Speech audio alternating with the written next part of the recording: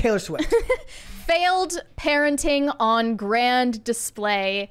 The Swifties are engaging in some fatherless behavior at the theaters while they're watching the Eras Tour film, Taylor Swift's big concert movie.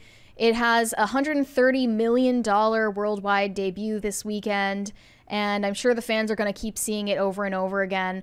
But they are acting absolutely unhinged in the theaters. Like, these videos are straight up disturbing. Like, this is a cult, you know? Let's watch the cult video. They're like spinning around in circles, having like displays of actual religious fanaticism over this movie. Let's watch this video here really quick. Hold on, guys. You guys will get a kick out of this one. Taylor Swift fans have completely ruined the opening weekend of her movie. Taylor's movie, which is about her Eras Tour, has been highly anticipated for some time now, but as soon as the movie premiered in theaters, fans could literally not control themselves. They're literally shaking. People were breaking down in the theater, crying and running up to the screen, as well as others shining their flashlights as if it was a real concert. And this might be one of the most concerning clips ever, where during the credits, people got in a circle and started chanting. And as a result, all these videos started going viral. That's actually scary. That video of them circling around the screen, that's some Midsummer shit. Like, what is that? The first thing, what's the first thing that comes to your mind when you see that? It's Midsummer. That's a cult. That's a cult. If I was to make like an art installation of that, it would be called SSRIs and Birth Control, a love story. It's a love story, baby. Just say yes. It's a love story between your antidepressants and your birth control, and how American culture has slowly degraded your mind into hero worship of a celebrity. So at some of the showings for this movie, people were behaving themselves, staying seated, singing along when appropriate, not screaming. But some people couldn't follow the rules because Taylor just has that effect on them. Yeah, the point of this is that they weren't supposed to be behaving that way during a movie screen. Here are the rules, official rules on the poster. Singing, yes. Screaming, no. Dancing in your chair, yes.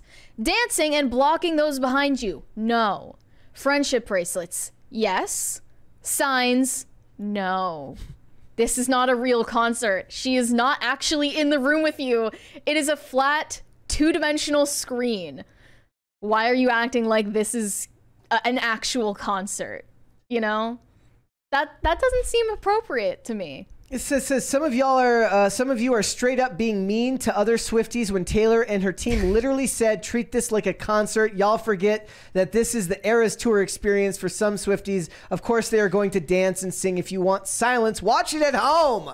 Yeah. The Swifties are infighting right now about how you're supposed to act in the theater. One said, at what point does this go from harmlessly having fun to everyone wants to be the main character and doesn't respect anyone else in the theater? I mean, I think I would say it's the latter. I think it speaks more to like just how much she seems to have a hold on people. Like I think it speaks it bypasses their, you know, like aspects of their brain, and they go crazy. And like in a way that's impressive. I think it's the fact that the Eras Tour was so expensive that this many of her fans never were able to afford I bet you plenty of these people went to the tour as well. Well, what's the point of seeing it on a flat screen then, if you already saw it in person? Because you get to go with your friends and you get to make a night of it again. I guess that's how you market movies now. Yep. Let's watch Crowd of Broken Swifties in the cinemas. They're literally writhing on the floor. They're on their knees, crying. This is insane. This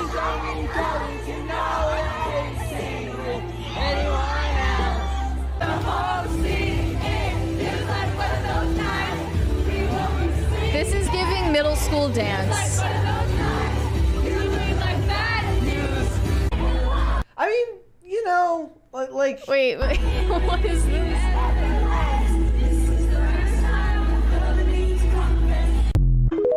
Okay, well, you know, like, it's impressive that she's able to evoke that type of emotion out of people. This is literally the same thing as a middle school dance, is it not? A little bit. it's giving middle school dance, but you're in your early 20s. I'm loath to like critique them. Like the only one that weirded me out was the singing in a circle, holding hands. That one just Ring Around the Rosie. That one felt culty to me. The rest of it, I'm just like, look, you went to the movie. Now, if I was one of those people in the theater that tried to do it from the seat and tried to actually sit in my seat and watch it like the normal way, I would probably be critiquing them. Just don't go to the Eras Tour film thinking that you're gonna have a peaceful experience. More than being mad at them for how they're behaving, I'm impressed at her for being able to like pull that much emotion out of people in such an emotionally dead society as we seem to have these days. I think it's not emotionally dead. I think people are over emotional. People are hysterical. Yeah. That's the problem, is people have no control over their emotions and they're not able to restrain themselves. Maybe that's just projection on my part. Like they have religious, they have religious fanaticism about celebrities, and that means that when they go to see a movie with Taylor Swift in it, they're writhing around on the floor screaming like they're possessed. It's insane. Is it just that there's nothing else in their life that brings emotion out of them anymore, I guess? Is it like the antidepressants have made you so numb that when you finally find something that makes you emotional, like all your energy goes into it? I suppose so. It feels that way to me. Because I can't imagine. Like I think about that. Like when I actually made a post this weekend. Because anybody that doesn't know, I've been injured. I haven't been able to skate in 2 months, and I've been skating for 24 years. Haven't skated in 2 months. Probably the most time I've gone without skating since maybe the height of my addiction. Maybe there might have been a period of time that was longer than that. And like, I basically said, look, I've been chasing that same post-skate session emotional high since I was 12 years old. And then I was like, I love this sport as much as any Taylor Swift fan loves Taylor Swift, right? But even then, I don't know if I would. Are you doing all of this? I'm not doing it. I'm not doing all that. But no. Maybe the amount of years that I've been dedicated to doing it equals out to the same level as those who are doing it in shorter bursts, but more hysterically. Also, this is extremely cringy. Taylor Swift's ex-boyfriend, Taylor Lautner, decided to show up at one of the screenings, and he's just started doing backflips. Did he ever say why? No, there's no justifiable reason. Was that Why?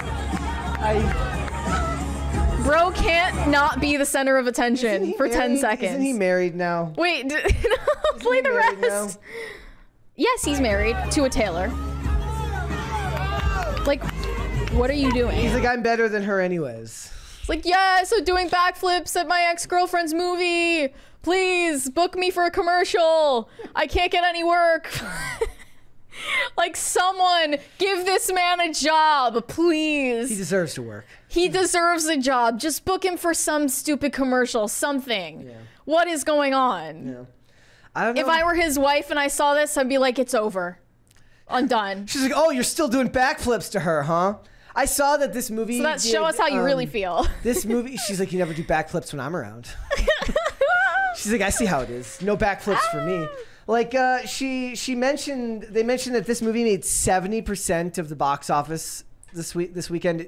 That's not surprising. It wasn't really competing with anything serious. The lion's share of it. So also, there's one report that she's projected to make $4.1 billion from her Eras tour collectively, not from this movie, but the actual tour. It's already made over $2 billion. But her personal net worth is not at $1 billion yet, it's like right? $850 million. She's getting there though. Yeah. Like, it's inevitable. She's gonna be a billionaire by next year. Yeah.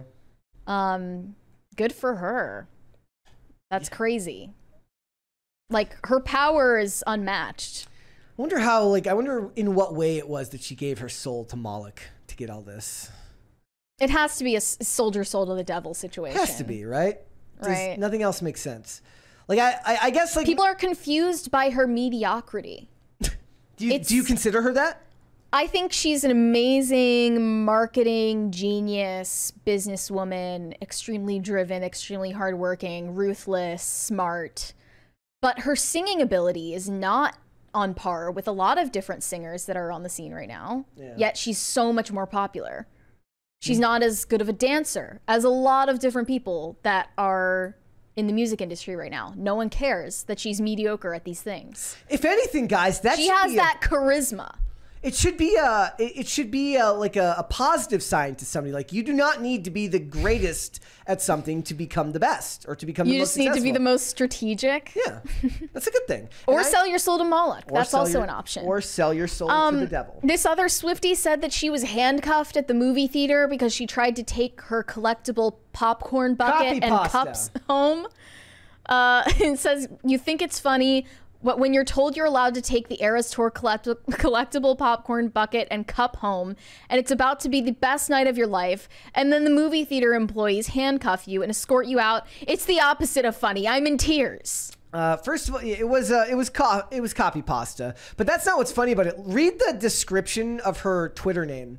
Swiftie since 07, Cat Mom, glitter obsessed. It's like it all fits perfectly. Opinions are her own. It all fits perfectly into this box of, like, you know what I think it is? I think Taylor Swift paid like a research firm like a decade ago, and she's like, I need you to help me figure out where society for women is trending. And they're like, lots of cats, lots of boxed wine, lots of SSRIs, lots of just searching for even the slightest feeling of positive energy in a world that's falling. And she's like, I can do that. I can be that one dose of positive energy in a world that's falling apart. That's what I think it is. Taylor Swift has a lot of libtard female fans, for sure. But I think her happiest fans are the Christian girls. Think so? Yeah, the Christian conservative girls that don't really pay attention to Taylor Swift's political pandering. They don't really care about the social messaging. They just like the music. They just like pumpkin spice. I did also see that people are happy that she gets to wear high heels again because Travis Kelce's so tall. He's still a head above her when she's wearing 6-inch heels. That's, that's something. I actually feel like, given that I'm a They also showed pictures of him holding her purse for her. That was very nice of him. I'm a dummy, but I imagine that somebody, that a very smart person would be able to actually articulate why it is that somebody like her has resonated so heavily in America, given the state of men and women today, given the relationships between men and women today, given how we've evolved in society. She kind of is, she's almost like a weird combination of both girl boss and like romantic. And that's kind of what... But you can't have both. But she tricks you into thinking you can. Yeah. To the tune of $1 billion. When I look at her getting giddy about Travis Kelce, I'm like, if I had like 5,000 ex-boyfriends, I would never feel excited about someone I'm dating ever again. Like, I would be dead inside. I just don't believe it. I can't believe it. I can't buy what she's selling. It's weird. I hope that Travis Kelce knows all the positivity and the fanfare he's getting from Taylor Swift's fan base at the moment is going to completely reverse and backfire on him the second that they break up, which they inevitably will. This fan said, Travis holding her purse versus Joe Alwyn stealing the booth. Finally, Taylor is the only girl in the relationship with a man. And then she said, before the comments get crazy, yes, I will drag Travis Kelce the second it's convenient. IDGAF. They're evil. They're evil. He should be aware. Yeah. They're going to drag him the second that they break up. Or maybe they'll be happily ever after and they'll get married and have babies. Whatever. Maybe. Doubt it. There's always a possibility. Also, they asked his mom about their relationship on Good Morning America or something. What'd she say? Can you imagine? Like, that would make me so uncomfortable. Because no matter what you say, you're wrong. Yeah. She said, oh, it's too early to tell. It's a very new relationship. That's even that's an inoffensive answer, just like her. Yeah, I would not want to be asked a question like that with a rabid fan base with pitchforks and torches pointed at me. Maybe she could date one of the guys from BTS next and we can actually see the end of the world come. That would be crazy. She's only dated white dudes, though. Yeah. Like, she could date one of the dudes from BTS and then the fan base is just... and the world just explodes. Yeah, that would be a culture war of sorts. It would. Like that's literally how the next world war starts, when they break up. The consequences of globalism. Mm-hmm. Thanks for watching. Listen to full episodes of Pop Culture Crisis on Spotify. Keep up with us on social media and make sure you subscribe and ring that bell so you never miss the show. Bye, guys.